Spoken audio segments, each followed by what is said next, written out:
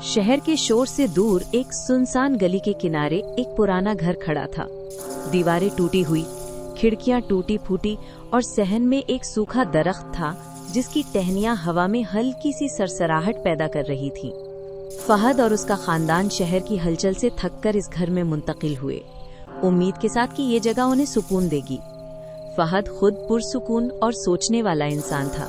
ज़ैनब हसास और मोहतात थी और उनका 8 साला बेटा अहमद, जो बचपन में ज्यादा शरारती नहीं मगर बहुत ज़हीन और हसास था, हर चीज को गौर से देखता रहता था। जैसे ही वो घर में दाखिल हुए, अहमद में कदम रखते ही कहा कि ये जगह अजीब लेकिन दिलचस्प है। ज़ैनब ने हंसकर जवाब दिया कि वाकई ये जगह सुनसान है। फहद ने दरवाजा बंद किया और कहा कि खामोशी अच्छी चीज है, शहर के शोर से दूर ये एक सुकून की जगह होगी।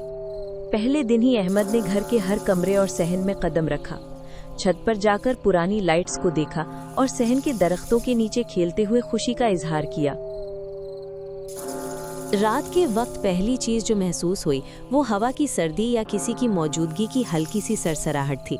अहमद अक्सर बिस्तर पर बैठकर बातें करने लगता, कभी अपने हाथ आसमान की तरफ उठाकर कहता कि कोई उसे देख रहा है। फाहद और ज़ैनब पहले हैरान हुए मगर जल्द ही अहमद की बातों को वहम और तसब्बुर समझकर नज़रअंदाज कर देते। मगर कुछ रातें ऐसी भी आईं जब घर में रोशनी अपने तौर पर हल्की सी मध्यम हो जाती, पर्दे हरकत करते और सहन में छाँव सी नमूदार होती। अहमद हंसते हुए कहता कि ये उसका दोस्त है, सफ़ेद कपड़ों में, हाथ में पुरानी लाठी लिए, जो कभी कभी खेल में शामिल होता है।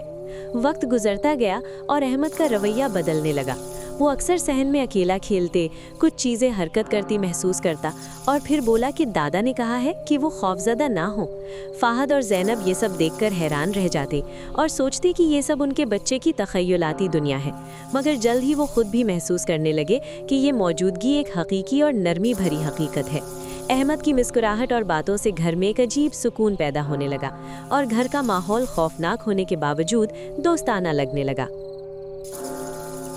एक दिन फहद ने छत के पुराने कमरे में पुरानी किताबें देखी। उनमें एक किताब में लिखा था कि ये घर एक बुजुर्ग का था जिसका बेटा बैरूने मुल्क गया था और वो बरसों इंतजार में घर में रह गया, कभी लौटा नहीं और उसकी रूह यहाँ रह गई ताकि कोई उसे समझे और अकेला ना छोड़े। फहद ने अहमद की तरफ देखा और समझ गया कि रूह ने अहमद को अपना दोस्त चुन लिया है। ये खौफनाक नहीं बल्कि मोहब्बत और दोस्ती की शक्ल थी। अहमद और रूह के दरमियान ताल्लुक मजबूत होता गया। अहमद रोज़ाना शाम को सहन में खेलता और रूह कभी कभी उसके साथ खेल में शामिल हो जाती। रूह कभी छोटी अशिया हरकत दे देती या पुरानी खिड़कियां हिलती थीं, मगर ये सब खेल और दोस्ताना ताल्लुक का हिस्सा था। एक दिन अहमद ने पूछा कि क्या वो वाकई उनका दोस्त है और साया ने सर हिलाया। फहद ने दूर से देखा और दिल में सुकून महसूस किया कि ये घर अब सिर्फ पुरस्कार नहीं बल्कि दोस्तों का घर बन चुका है। महीने गुजरे और ख़ानदान के साथ रहते हुए रूह और अहमद के दरमियान दोस्ती और एतमाद कायम हो गया। रात के वक्त जब घर में खामोशी छा जाती, अहमद अक्सर बोलता कि दादा आज हम क्या खेलें, और साया करीब आकर हंसता, जो खौफनाक होने के बावजूद दिल को छू लेने वाली आवाज़ थी। फाहद और ज़ैनब ने भी महसूस किया कि ये घर अब महफूज है और इसके अंदर रहने वाले महफूज और खुश हैं। घर के कमरे, दरवाजे और सहन का माहौल मुसलसल तब्दील होता रहा। कभी रात के अंधेरों में साया ऊपर से ज़मीन तक फैल जाता, कभी दरख्तों की सरसराहट एक हल्की हंसी की आवाज़ में बदल जाती। अहमद हर बार हैरतज़दा रहता मगर खौफज़दा नहीं होता, क्योंकि वो जानता था कि ये उसका दोस्त है। फाहद ने भी महसूस किया कि इस घर की पुरस्रारी ने खौफ की जगह मोहब्बत और दिलचस्पी ले ली है। एक दिन फहद ने सहन में पुरानी लकड़ी की एक चीज देखी जो हरकत कर रही थी। अहमद ने फौरन कहा कि दादा खेल रहे हैं। फहद ने करीब जाकर देखा और वाकई छोटे छोटे निशान जो पुरानी जमीन पर थे हल्के सफेद रोशनी में नजर आ रहे थे, जो अहमद के कदमों के साथ हरकत कर रहे थे। ये मंजर इतना हैरत अंगेज था कि फहद ने दिल ही दिल में कहा कि ये खौफनाक नहीं बल्कि जादू की तरह है। रात के वक्त घर में रोशनी खुद ब खुद मध्यम हो जाती और पर्दे हल्की हरकत करते, मगर अहमद हंसकर कहता कि दादा खेल रहे हैं। कभी कभी साया खिड़की से बाहर झांकता, कभी सहन में खड़ा होता और अहमद के खेल में हिस्सा लेता। ज़ैनब ने भी महसूस किया कि घर का माहौल अब खौफनाक नहीं रहा बल्कि पुरसुकून और दोस्ताना है। महीने गुजरते गए और अहमद का एतमाद साया में बढ़ता गया। वो रोज़ाना उसे कहानियाँ सुनाता, खेल के दौरान कुछ हंसी मजाक करता और साया भी हल्की हरकतों से जवाब देता। फहद और ज़ैनब ने देखा कि रूह अहमद की ज़िंदगी का हिस्सा बन चुकी है और घर की पुरस्रारियत ने खौफ को मोहब्बत और दिलचस्पी में बदल दिया है। एक दिन अहमद ने पूछा कि क्या वो हमेशा उसके साथ रहेगा। साया ने सर हिलाया और अहमद खुश हुआ। फहद ने भी महसूस किया कि ये घर अब एक महफूज जगह है जहां खौफ की जगह दोस्ती और ताल्लुक ने ले ली है। रात को जब सब सो रहे थे, अहमद अपनी छोटी सी कुर्सी पर बैठा और बोला कि दादा, तुमने आज मुझे क्या सिखाया? और साया करीब आकर हंसा।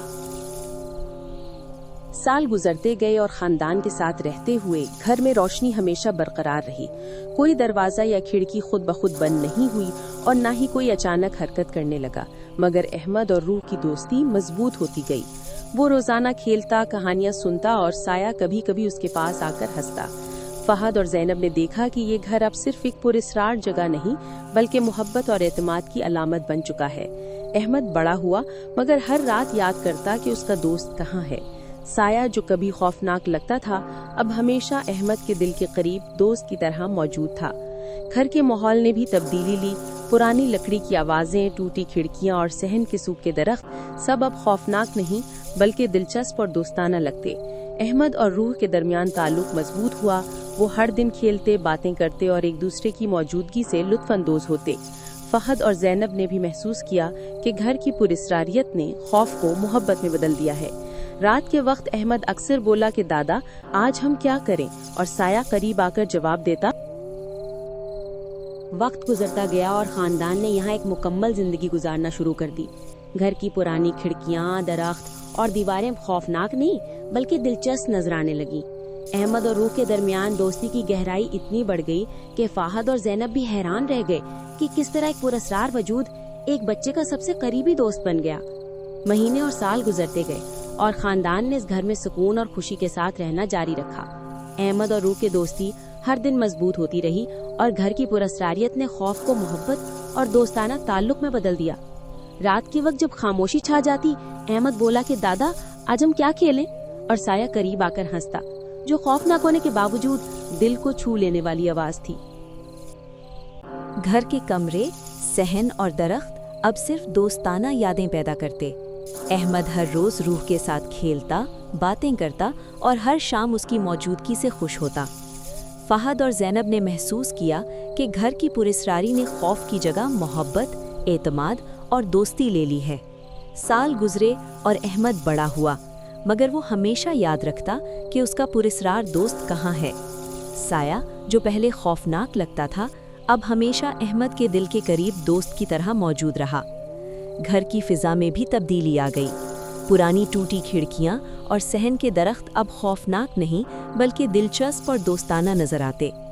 आखिरकार खानदान ने महसूस किया कि घर सिर्फ एक पुरस्रार मकान नहीं बल्कि एक ऐसी जगह है जहां खौफ और पुरस्रारियत ने मोहब्बत, दोस्ती और एतमाद की शक्ल इख्तियार की।